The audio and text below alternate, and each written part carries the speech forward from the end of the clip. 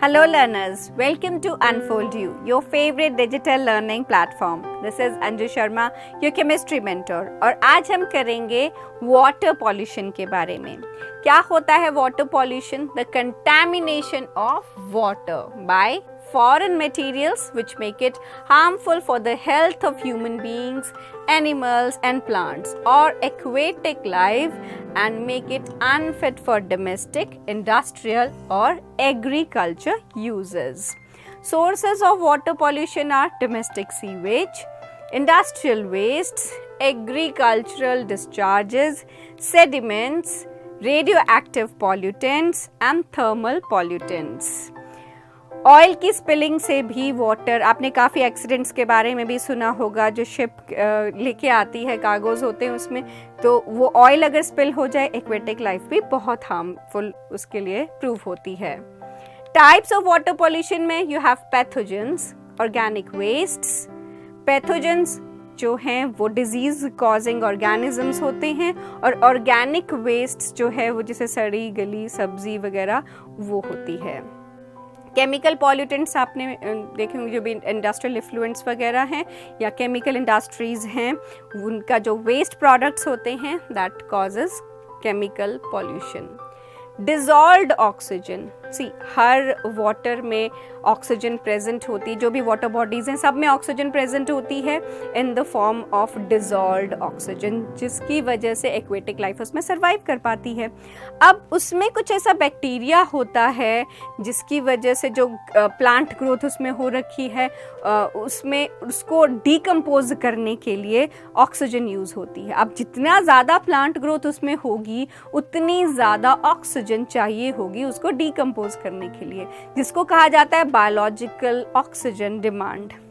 अब सारी ऑक्सीजन अगर उस प्लांट को, उस ऑर्गेनिक मैटर को डिकम्पोज करने में लग जाएगी तो एक्वेटिक लाइफ के लिए कहाँ से ऑक्सीजन बचेगी? तो ये होता है कि बायोलॉजिकल ऑक्सीजन डिमांड अगर किसी भी वाटर की कम है, that means that is a pure water body. जैसे कि 5 ppm से कम अगर BOD की वैल्यू है तो मतलब वो प्योर वाटर बॉडी है. लेकिन अगर 14 से ज़्यादा होती है तो मतलब that is not fit for aquatic life. तो BOD या बायोलॉजिकल ऑक्सीजन डिमांड है कि कितनी ऑक्सीजन रिक्वायर्ड है उस वाटर बॉडी में एक्वेटिक लाइफ को सर्वाइव करने के लिए. Next is soil pollution. Soil pollution में क्या कि जो केमिकल फर्टिलाइजर्स और केमिकल इफ्लुएंट्स इंडस्ट्रीज से डायरेक्टली छोड़ दिए जाते हैं उनकी वजह से क्या हार्म होता है. इसका इफेक्ट जो है सॉइल की pH पे पड़ेगा, इसका इफेक्ट जो है प्लांट्स की ग्रोथ पे पड़ेगा.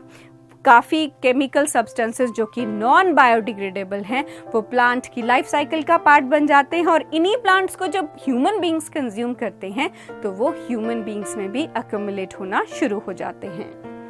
सॉइल पोल्यूशन में हम करते हैं the any factor which deteriorates the quality, texture and mineral content of the soil and disturbs the biological balance of organisms in it has lethal effect on the plant growth and this is known as soil pollution. Role of pesticide in generating pollution. Chemicals which are used for destroying pests are called pesticides. Pests को destroy करने के लिए जिसको use करते हैं those are called pesticides. Insecticide किसको बोलते हैं? जो insects को kill करते हैं. These are two different things, right? And herbicides जो herbs जैसे weedicides होते हैं जो undesirable, unwanted plant साथ में grains के साथ grow करते हैं उनको kill करने के लिए हम use करते हैं. Fungicides जो हैं उनको यूज़ किया जाता है कोई भी फंगस जो है उसको अगर आपको, या कोई फंगल डिजीज़ है उसको आपको अगर डिस्ट्रॉय करना हो. And rodenticides are used to kill the rodents which destroy the product of the grain, yield of the grains. Then soil pollution में हम करेंगे soil and the subsurface. So इसमें first it says that it is due to industrial wastes जिसमें heavy metals होते हैं, solvents होते हैं या industrial effluents present होते हैं. Second is about land disposal which is the disposal of radioactive waste, sludge या sewage water.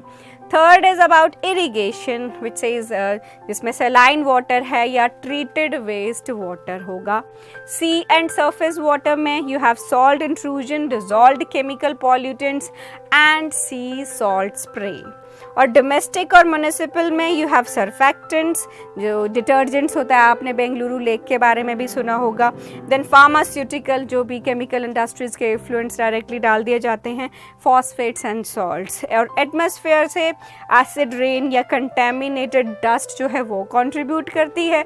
और एग्रोकेमिकल्स में पेस्टिसाइड्स, हर्बिसाइड्स, फर्टिलाइजर्स, ये सब मिलके सॉइल को पॉल्यूट करते हैं। सो आज हमने किया वाटर पॉल्यूशन के बारे में और सॉइल पोल्यूशन के बारे में, जिससे हम डायरेक्टली और इनडायरेक्टली अफेक्ट होते हैं। तो इस टॉपिक में इतना ही, हम फिर मिलेंगे नेक्स्ट वीडियो में नेक्स्ट टॉपिक के साथ। Till then keep learning, keep revising. Thank you.